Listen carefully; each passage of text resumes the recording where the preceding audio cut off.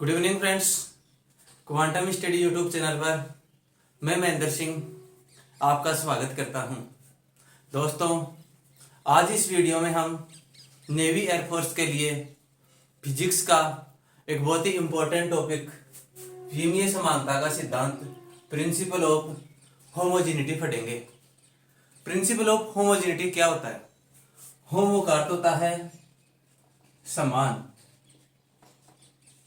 और वीमा डायमेंशन, यानी कि यदि हम कोई इक्वेशन लिखें तो उसमें प्रत्येक टर्म की वीमा समान होगी। The dimension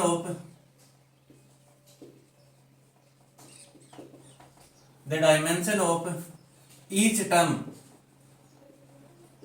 of an equation must be same. किसी भी इक्वेशन में प्रत्येक टर्म की डायमेंशन या विमा समान होगी। जैसे हमको ये इक्वेशन लिख रहे हैं, ये कोई टर्म है प्लस ये कोई दूसरी टर्म माइनस ये कोई तीसरी टर्म इक्वल्स टू 0। तो इसमें इन प्रत्येक टर्म की इसकी डायमेंशन, इसकी विमा और इसकी विमा, तीनों की विमा समान होगी।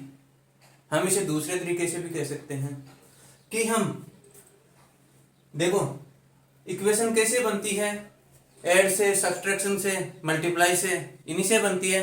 तो हम ऐसे भी कह सकते हैं कि हम सिर्फ ऐसी टर्म को ही ऐड या सब्ट्रैक्ट कर सकते हैं जिनकी डायमेंशन सेम हो। ये एक टर्म है, इसको हम इसमें ऐड कर रहे हैं, इसको हम सब्ट्रैक्ट कर रहे हैं। हम केवल ऐसी टर्म को ही ऐड या सब्ट्रैक्ट कर सकते हैं जिनकी डायमेंशन सेम हो। तो हम प्रिंसिपल ऑफ होमोजेनिटी को ऐसे भी लिख सकते हैं कि वी कैन ऐड और subtract only similar physical quantities.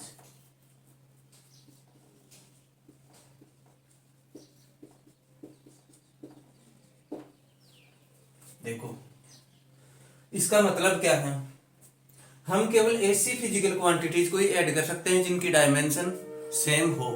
यानी कि हम लंबाई में सिर्फ लंबाई ऐड कर सकते हैं, लेंथ में लेंथ ही ऐड की जा सकती है, मास में द्रव्यमान ही ऐड किया जा सकता है, वॉल्यूम में वॉल्यूम ही ऐड किया जा सकता है। यदि हमें बोले 5 सेकंड प्लस 2 सेकंड इक्वल कितने होंगे, तो हम बता सकते हैं कि 7 सेकंड होंगे। 5 kg plus 3 kg equal to क्या होगा, तो हम बता सकते हैं कि ये 8 kg होगा। टाइम एक फिजिकल क्वांटिटी है, उसमें टाइम ऐड किया जा सकता है। मास एक फिजिकल क्वांटिटी है, उसमें मास ऐड किया जा सकता है। लेकिन हमें बोले 5 kg प्लस 2 मीटर इक्वल क्या होगा, क्या हम बता सकते हैं? लेंथ में मास ऐड करवाए, मास में लेंथ ऐड करवाए, वॉल्यूम में डेंसिटी ऐड करवाए, इन सिमिलर फिजिकल क्वांटिटीज को ऐड करवाए तो हम नहीं कर सकते। हमें बोले 5 kg प्लस 2 मीटर बराबर क्या होगा, नहीं ऐड कर सकते हम। यही है प्रिंसिपल ऑफ होमोजेनिटी कि हम केवल ऐसी फिजिकल क्वांटिटीज को ही ऐड कर सकते हैं जो सिमिलर हों। यानी कि हम ये कह सकते हैं कि यदि हम x equals to a plus B minus C D दिया हुआ है, तो यहां पर डायमेंशन ऑफ x इक्वल होगा डायमेंशन ऑफ ए के, इक्वल होगा डायमेंशन ऑफ बी के, और इक्वल होगा dimension of C into D के। x की डायमेंशन, ए की डायमेंशन, बी की डायमेंशन और सी इंटू डी की डायमेंशन सेम होगी। यही है प्रिंसिपल ऑफ होमोजेनिटी या विमीय समानता का सिद्धांत। अपने एग्जाम में यहां से सिंपल न्यूमेरिकल पूछता है जो हम देखते हैं। कुछ न्यूमेरिकल्स की हम यहाँ पे प्रैक्टिस कर लेते हैं। पहला है v is equal to A plus B T. यहाँ पे v क्या है, v है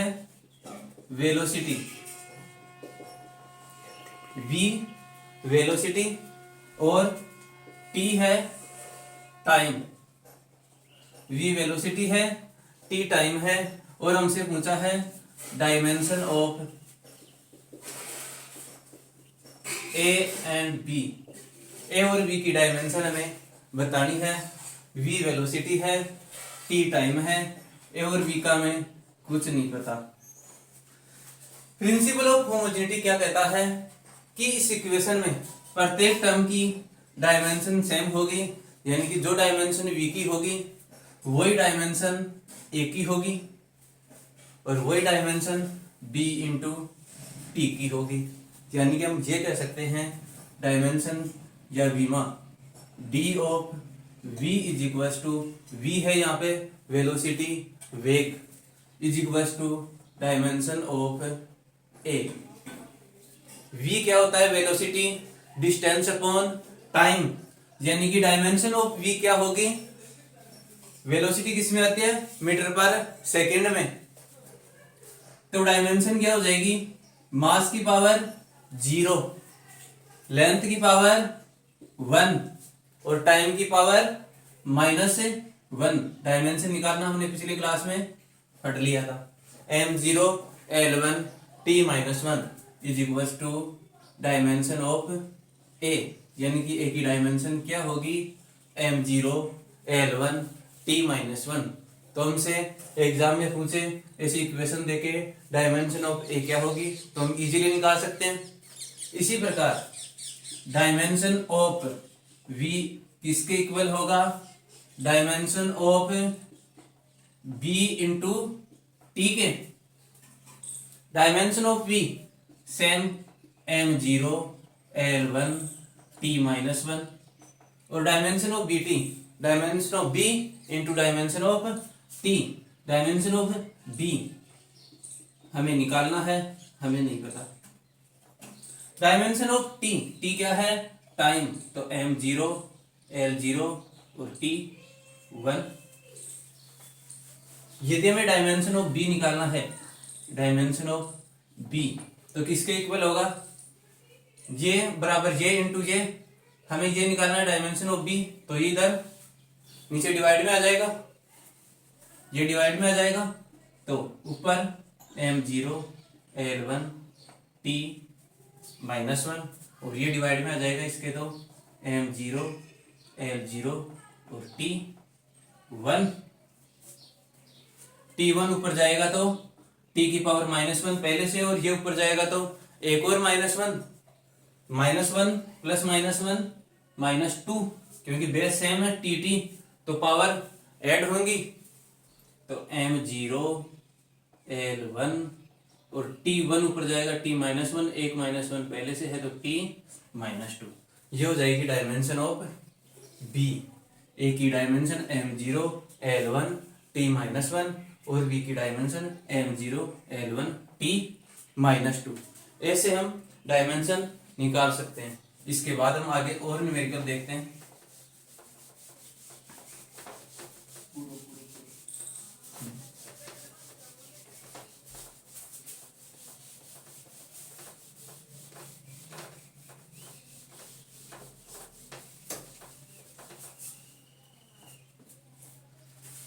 नेक्स्ट क्वेश्चन हम देखते हैं। s इज इक्वल टू दिया हुआ है 80 plus bt square plus ct cube, जहां पे s है डिस्प्लेसमेंट, विस्थापन। विस्थापन क्या होती है? दूरी होती है, लेंथ ही होती है। t यहां पे है टाइम, और हमें निकालनी है dimension of A B and C. A B और सी की डायमेंशन हमें निकालनी है। इजीली कर सकते हैं हम, हमें पता है principle of homogeneity. Dimension of S equals to dimension of A T is equals to dimension of B T square is equals to dimension of C T cube. इस इक्वेशन में प्रत्येक टर्म की डायमेंशन सेम होगी। जो dimension S की है वो ही 80 की होगी, वही डायमेंशन बीटी स्क्वायर की होगी, वही डायमेंशन सीटी क्यूब की होगी। तो सबसे पहले हम एक ही निकाल लेते हैं, dimension of S is equal to dimension of 80। इस टर्म की डायमेंशन सेम इस टर्म के। एस क्या है? डिस्प्लेसमेंट। डिस्प्लेसमेंट लेंथ होती है जिसकी डायमेंशन मीटर में होती है। मास की पावर 0, लेंथ की पावर 1 और टाइम की पावर 0। एम यहाँ पे मास है, ए लेंथ है, टी टाइम है।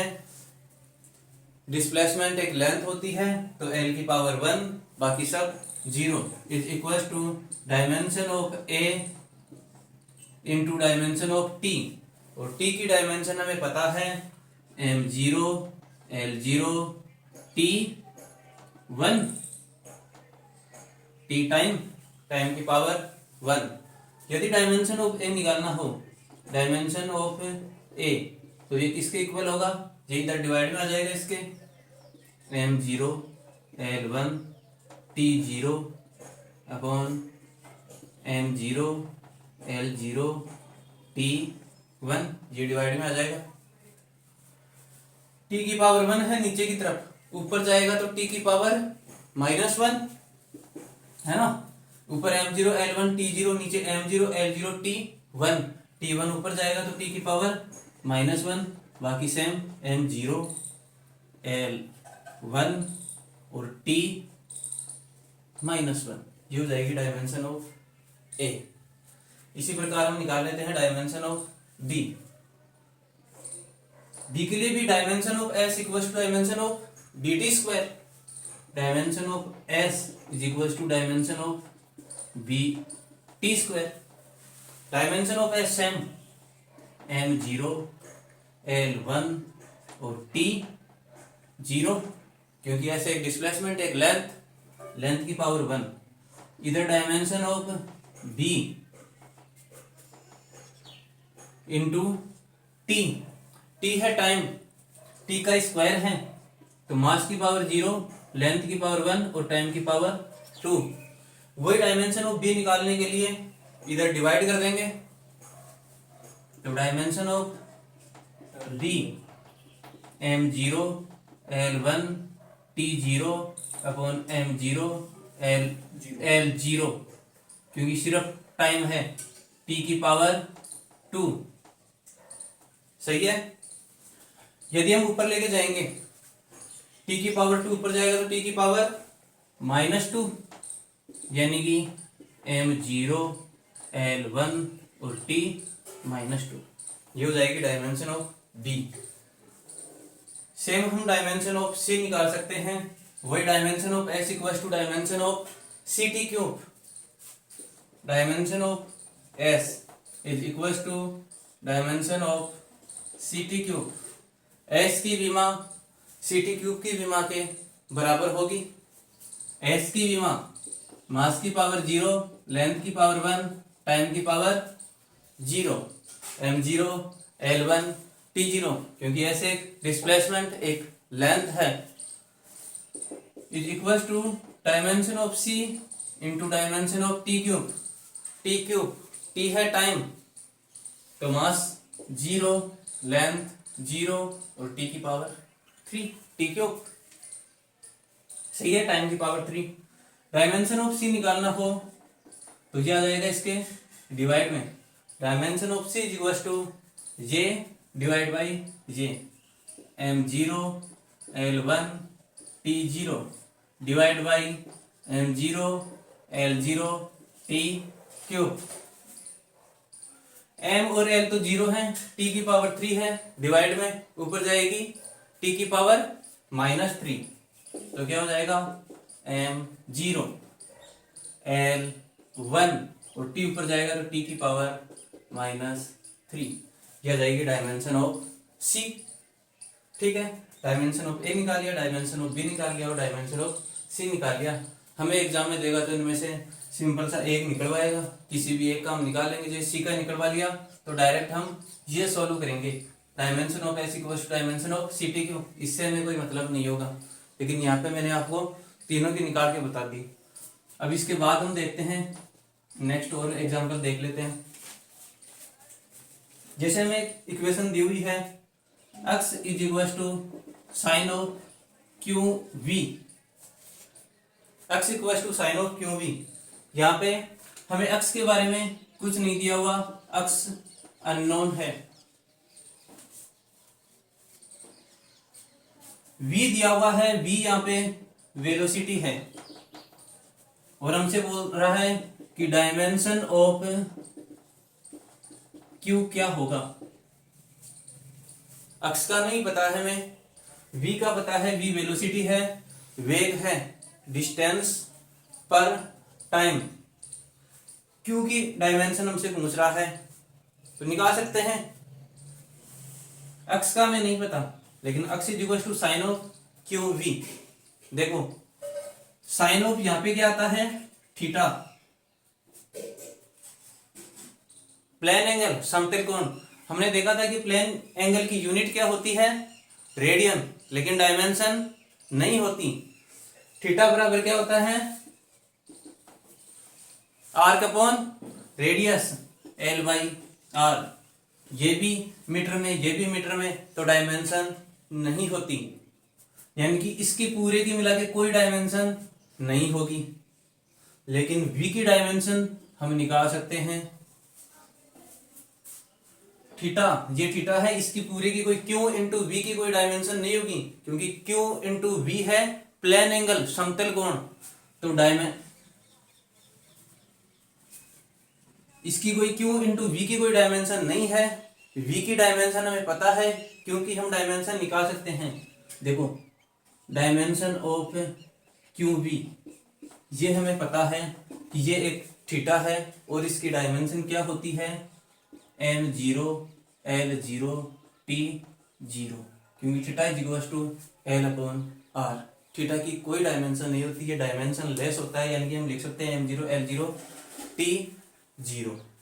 ये किसके इक्वल होगा, dimension of q into dimension of v के, क्योंकि ये q इंटू वी है, यानी कि हम लिख सकते हैं m0 l0 t0। ये जो dimension of q into V है, ये किसके इक्वल होगा, डायमेंशन ऑफ q और dimension of v, m0 l0 t0, ये किसके इक्वल होगा, डायमेंशन ऑफ q। q हमें नहीं पता क्या है, लेकिन हम इसकी डायमेंशन निकाल रहे हैं, ये इक्वल होगा इनटू डायमेंशन ऑफ v, और v का हमें पता है, v किस में आता है, मीटर पर सेकंड में, distance upon time, length upon time, mass की पावर 0, लेंथ की पावर 1 और टाइम की पावर -1, क्योंकि नीचे है, ये होती है वेलोसिटी। यदि हमें डायमेंशन ऑफ क्यू निकालना हो तो ये इधर इसके डिवाइड में आ जाएगा, यानी कि dimension of Q equals to m0 l0 t0, ये अपॉन ये आ जाएगा इसके नीचे, तो m0 l1 और t -1, सही है। Dimension of Q is equals to ये डिवाइड बाई ये, l1 t -1 नीचे है, ऊपर जाएंगे तो साइन चेंज हो जाएंगे, m0 है वो तो m0, l1 ऊपर जाएगा l की पावर -1, t -1 ऊपर जाएगा t की पावर 1, ये हो जाएगी डायमेंशन ऑफ क्यू। एक बार दोबारा देख लेते हैं। x is equal to sine Q भी दिया हुआ है, x अननोन है, v वेलोसिटी है, हमें डायमेंशन ऑफ क्यू पूछी है। हमें पता है कि Q into V, sine of यहाँ पे आता है थीटा, थीटा प्लेन एंगल, जो डायमेंशन लेस होता है, क्योंकि theta is equal to length upon radius, length upon length, यानी कि लेंथ की पावर 0, मास और टाइम है ही नहीं, यानी कि डायमेंशन ऑफ क्यू वी, जो एक प्लेन एंगल है क्यू इंटू वी, उसकी डायमेंशन होगी m0 l0 t0, लेकिन क्यू वी, ये थीटा इज इक्वल टू है क्यू इंटू वी, जो किससे मिलकर बना हुआ है, क्यू इंटू वी से, यानी कि m0 l0 t0, जो डायमेंशन ऑफ क्यू वी है, ये किसके इक्वल होगा, dimension of Q into dimension of V के। Theta is equal to Q V, तो दोनों साइड की dimension same, dimension of theta is equal to dimension of Q V, m0 l0 t0, theta की डायमेंशन है equal होगी dimension of Q into dimension of V, V की dimension m0 l1 t minus one. अब यदि हमें dimension of Q निकालना है तो ये इधर आ जाएगा डिवाइड में, यानी कि ये डिवाइड बाई ये, तो डायमेंशन आ जाएगी क्योंकि m0 l माइनस वन और t वन। इसके बाद हम नेक्स्ट देख लेते हैं।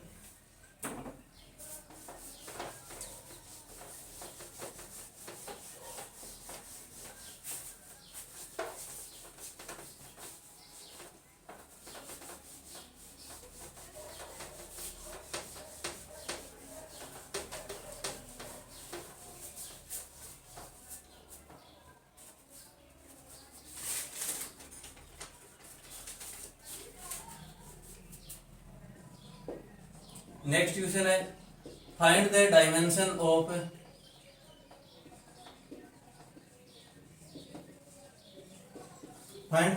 Of p equals to dimension of X in p equals to a की power r square X. p और a ये अननोन है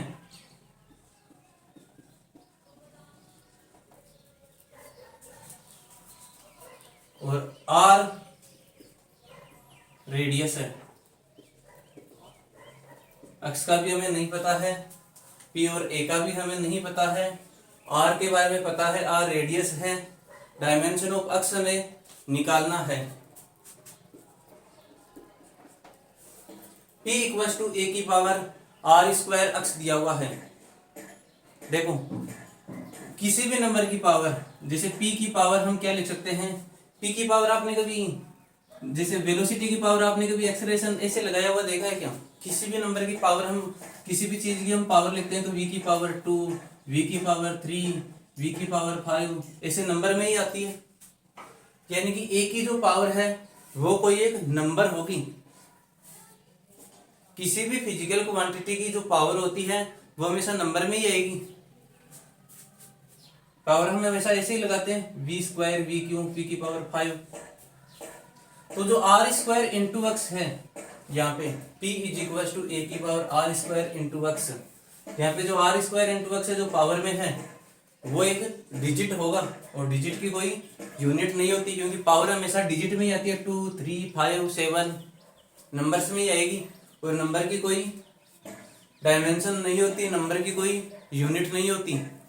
यानी कि r स्क्वायर इंटू एक्स ये कोई डिजिट होगा जिसकी कोई यूनिट नहीं होती। ये यूनिट लेस और डायमेंशन लेस होता है।